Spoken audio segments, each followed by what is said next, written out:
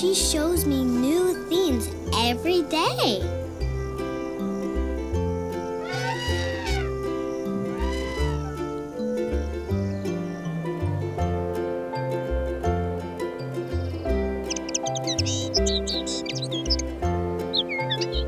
Together, we'd love to sing and play.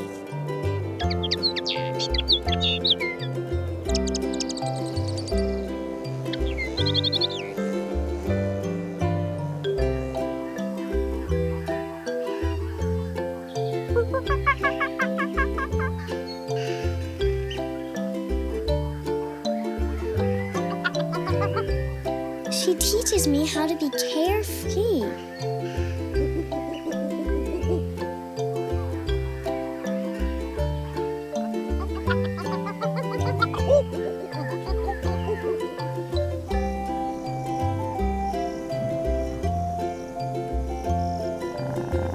She always takes good care of me.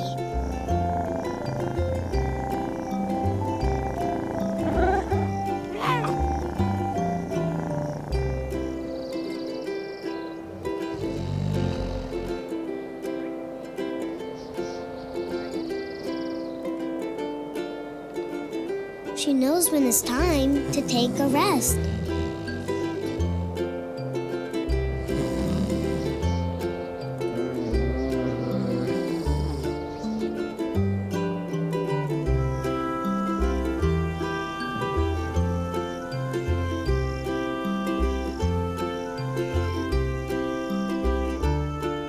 When it comes to mommies,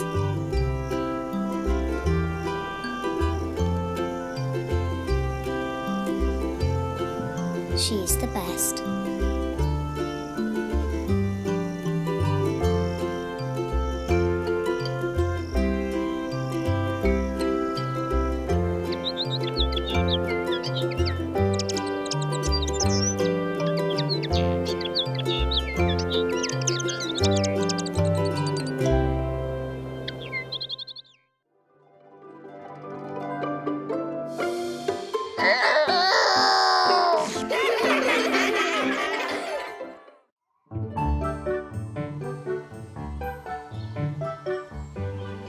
Stay wild, my child.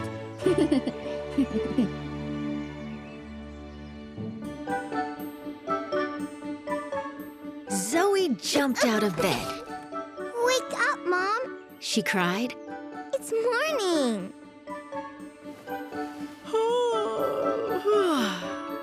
The sun was shining, the birds were singing. Zoe and her mom had a whole day to spend together. They were going to have a lot of fun. First, they went to the library. Whoa! Look at all the books. Shh, said Miss Foster, pointing at the sign. No loud talking or yelling. Oh? Zoe looked up at her mom. Really? She asked. Never? Not here, said Mom. But... here! Yell wild, my child!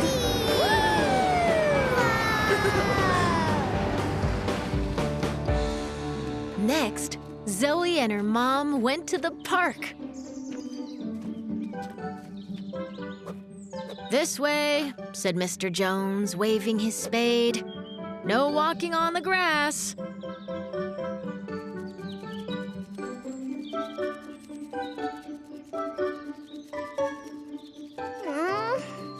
Zoe looked up at her mom. Really? She asked. Never? Not here, said Mom. But... here! Run wild, my child. Watch out, here I come. Zoe and her mom went to Grandma's house for a visit. Come in, cried Grandma, opening the door. But but no wet shoes.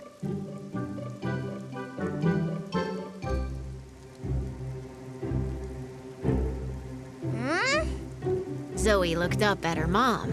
Really? She asked. Never? Not here, said Mom, but...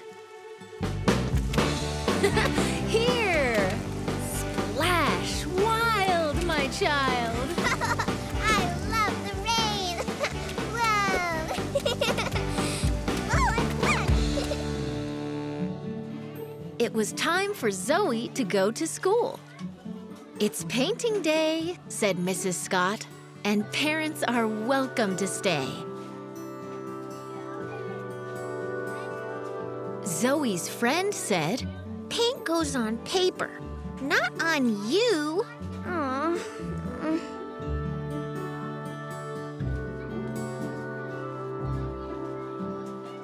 Zoe looked up at her mom. Really? She asked. Never? Not here, said Mom, but... Here! Paint wild, my child.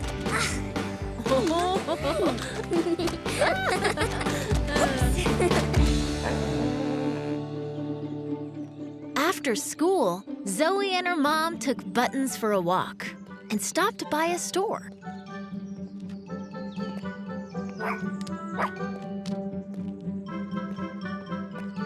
A sign read, "No children playing in the store."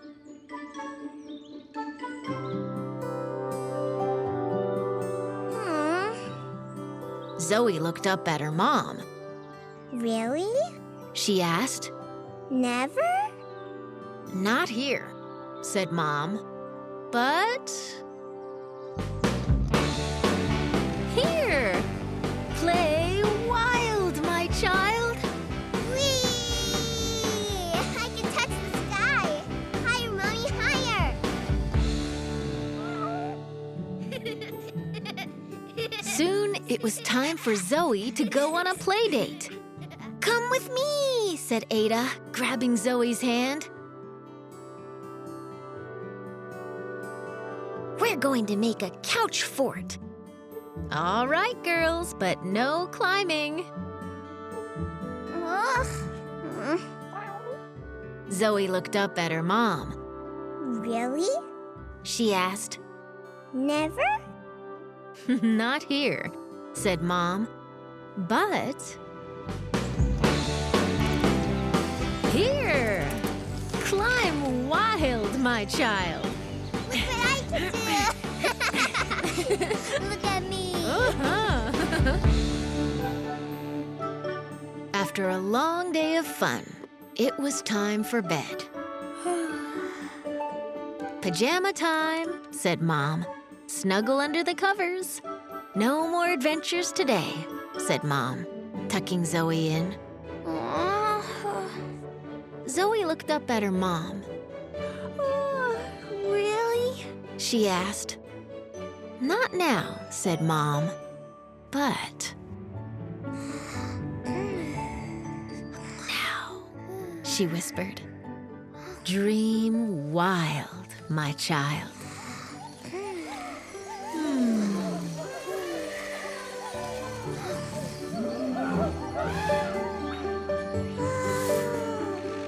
Wow! Hey there, monkey. Oh, look, a tiger.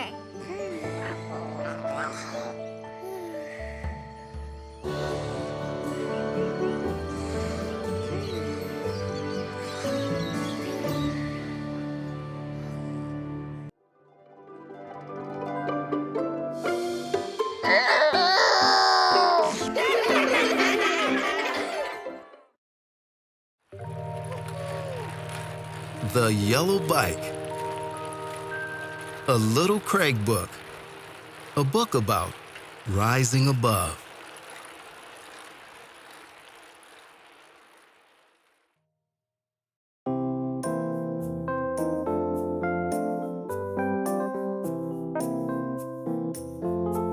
This is a story about little Craig Robinson.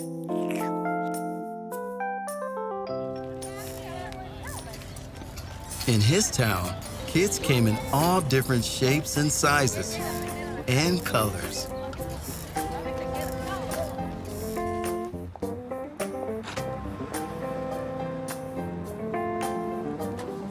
But even though they were different, every kid in Craig's town wanted the same exact bike.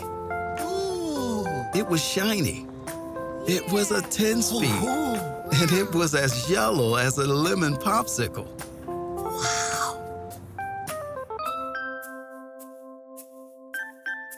Craig had wanted it ever since he saw it in the window display at the local department store. Please?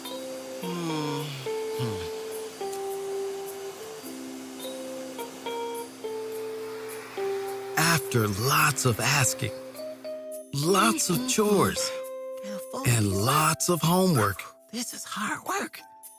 Mom finally said, "Let's go buy that bike." Zoom!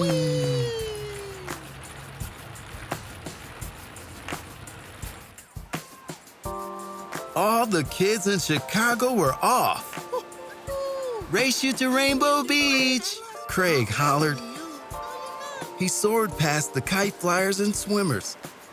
Craig was so proud of his new bike.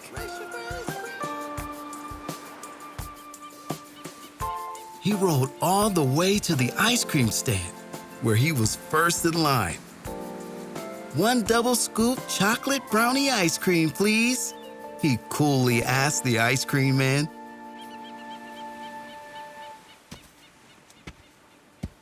But before he got his ice cream, a tall police officer stepped right in front of Craig.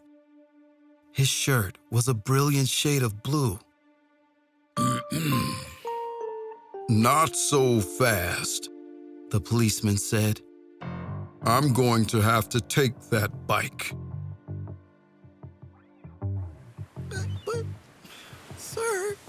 Craig looked at his new bike, shining in the Rainbow Beach sun. "Why are you taking my bike?" Craig asked in a panic. "Because this bike was reported stolen," the officer replied gruffly. "Oh, I didn't steal it. My mom just bought it for me," Craig told the truth. The policeman was already packing his bike into the trunk of the car. "I know you stole it, kid." "No." "I'll drive you home, and we can talk to your mom. Get in." Oh, man. Craig's little heart sank as he climbed into the back of the police car.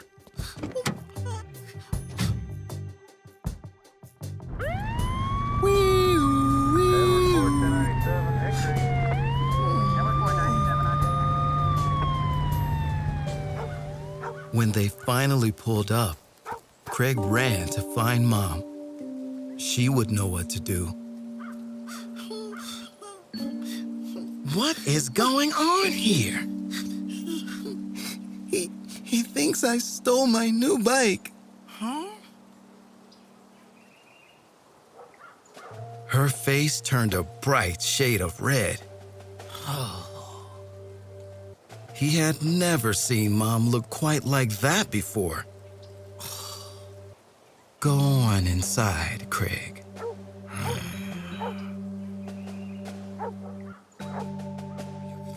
Craig watched from his bedroom window as Mom spoke to the policeman. She waved her finger. She shook her head. She put her hands on her hips. Finally, he lifted Craig's bike out of the trunk, placed it on the lawn, and drove away. Mom called for Craig to come out and get his bike. He leaped out the front door,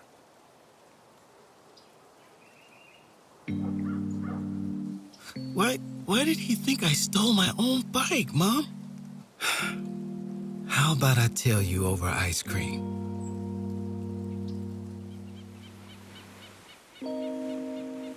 One double scoop chocolate brownie ice cream. Actually, better make that two.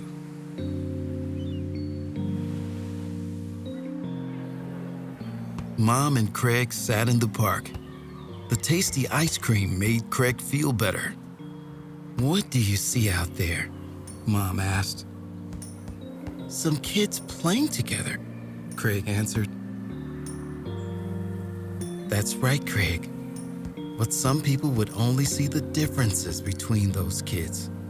They are different shapes and sizes. The color of their skin is different too.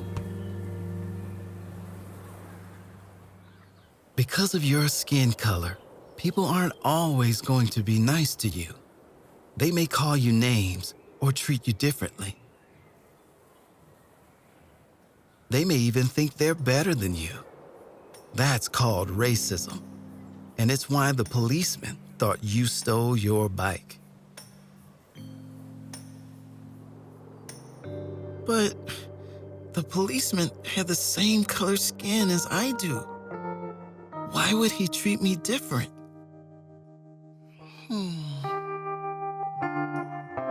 Prejudice can take all shapes and sizes, Craig. Even people who look like you may still treat you unfairly. Suddenly, Craig's ice cream didn't taste as sweet.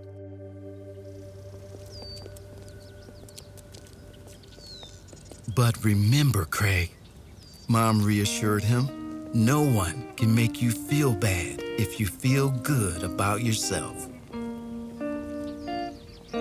So, if I feel good about me, Craig wondered, then it doesn't matter what other people think of me?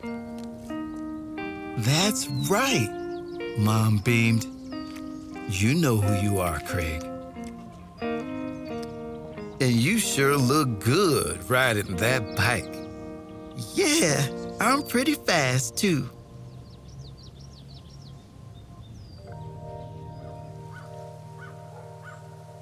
Mom drove home.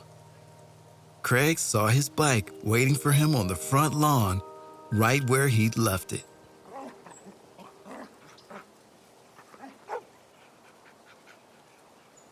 One more ride, Mom? Please? All right, one more. Zoom!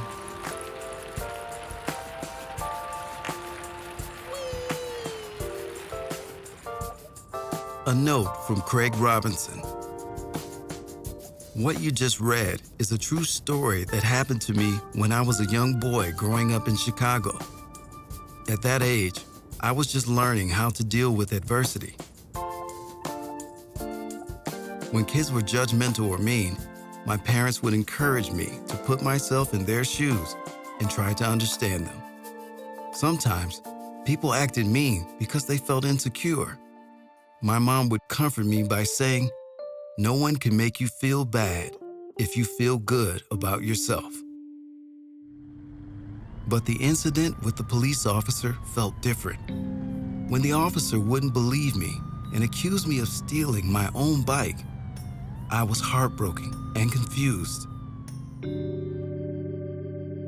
When Mom saw me crawling out of that police car, she could have assumed the worst and wondered what I did to get myself into trouble. Instead, she instantly came to my side and was there to help. She believed in me and stood up for me. After the incident, Mom even went down to the police station, got the police officer to come back to our house, and he apologized to me for what he had done. It was an amazing display of standing up for what is right and actually affecting change. In difficult situations, it can sometimes be hard to find silver linings. Mom always helped me see that even the hardest situation can be a chance to learn and grow.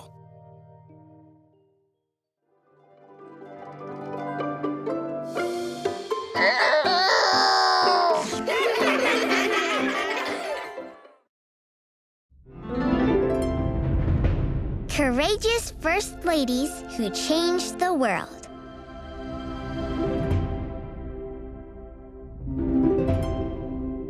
Martha Washington. I have learned that the greater part of our misery or unhappiness is determined not by our circumstance, but by our disposition.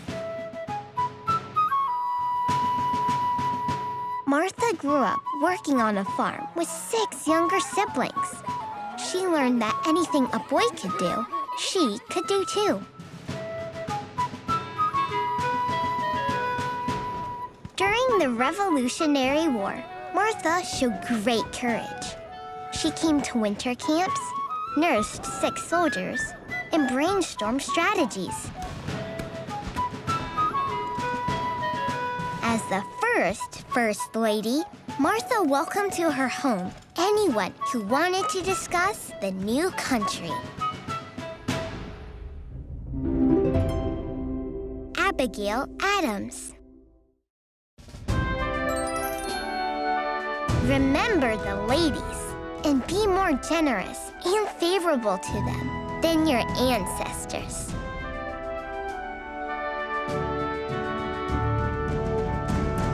Abigail's parents taught her to visit the sick, feed the hungry, and bring clothes to the cold. When Abigail married John Adams, she didn't know that one day she would be Mrs. President.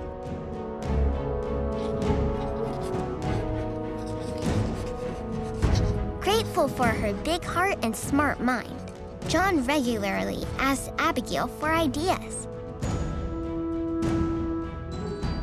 She wanted women to have rights in their new country and taught her children to fight against slavery.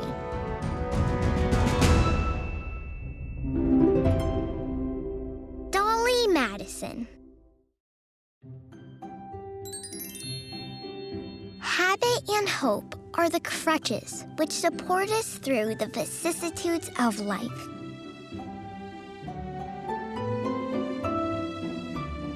Dolly helped her mother run a boarding house to earn money. That's where she met James, who later became her husband and the President of the United States.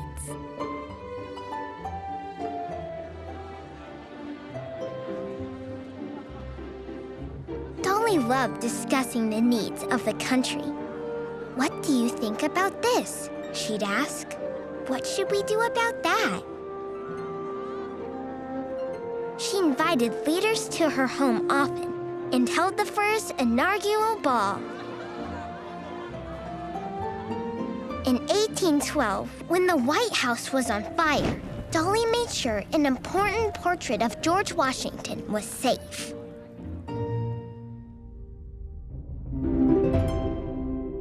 Eleanor Roosevelt. You must do the thing you think you cannot do.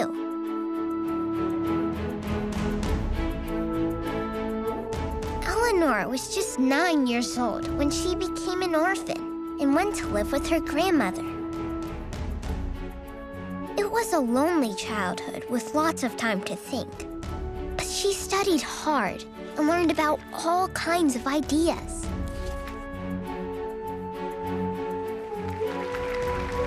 In her time as First Lady, Eleanor fought for fair pay, equal rights, good living conditions, and better treatment for workers. Some people say she was the most important First Lady in history.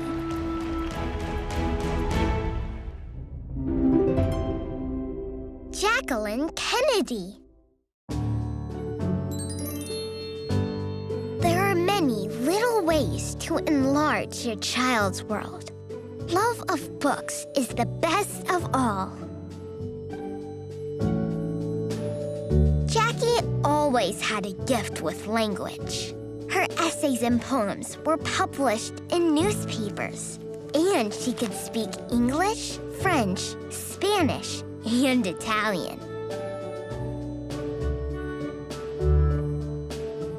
While in the White House, Jackie helped her husband write inspiring speeches to rally the country. Her love of the arts brought opera, dance, Shakespeare, and even the Mona Lisa to the Capitol. The American people loved Jackie's sense of style and elegance. Betty Ford.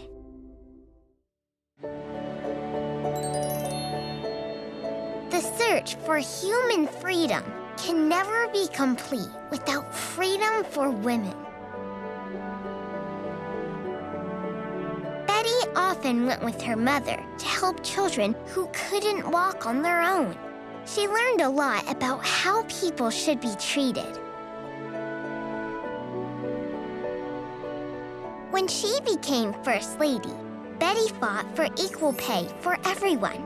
She created a place for people who struggled with addictions. She also opened up about her own struggles with cancer, letting the country know it was okay to have weaknesses.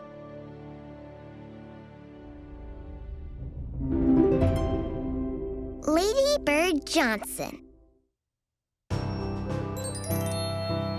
Where flowers bloom, so does hope.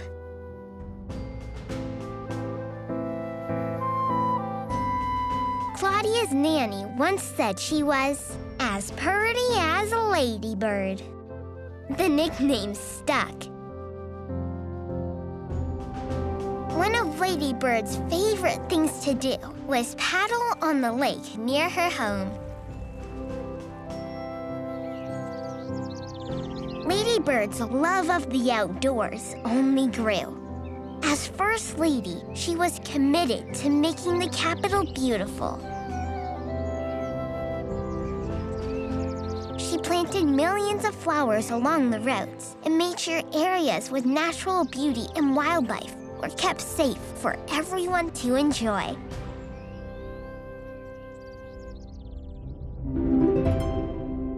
Laura and Barbara Bush. Never lose sight of the fact that the most important yardstick of your success will be how you treat other people. Barbara Bush.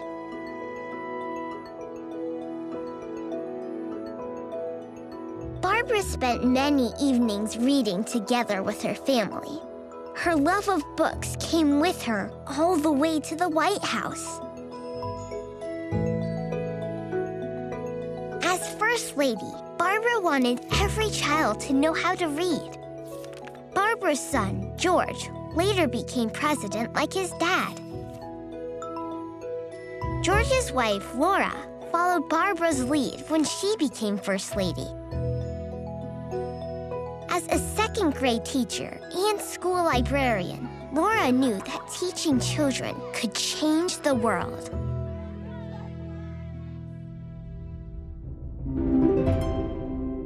Hillary Clinton. It is past time for women to take their rightful place, side by side with men, in the rooms where the fates of peoples, where their children's and grandchildren's fates are decided.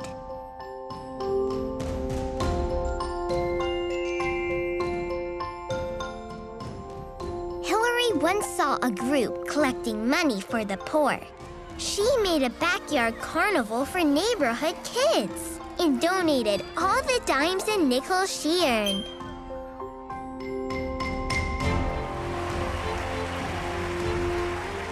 As First Lady, Hillary argued for changes that would help women and children.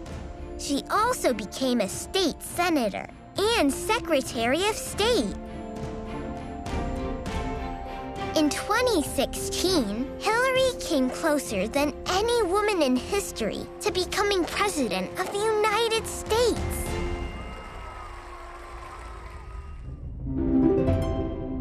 Michelle Obama. There are still many causes worth sacrificing for. So much history yet to be made.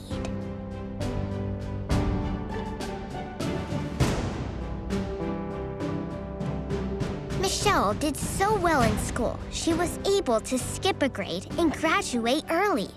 She loved learning and was accepted to one of the best universities in the world, Princeton.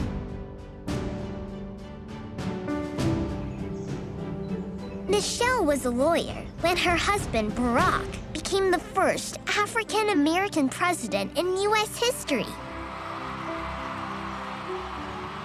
As First Lady, she focused on raising her 2 daughters and helping our country get fit.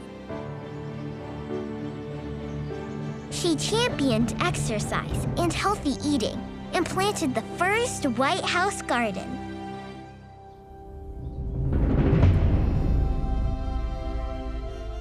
These First Ladies made a difference in the world. What kind of hero will you be? If you don't have Vooks, what are you waiting for? It's a kid-safe, ad-free library full of storybooks brought to life. My favorite story on Vooks is The Unicorn and Horse, because the horse feels like he's, well, not beautiful, but he actually is. I'm going to explore more on Vooks, and you should too. Don't wait around. Ask your grown-up and start exploring more fun stories like these. You'll be glad you did. Thanks for watching. For more stories, try the Vooks app for free today.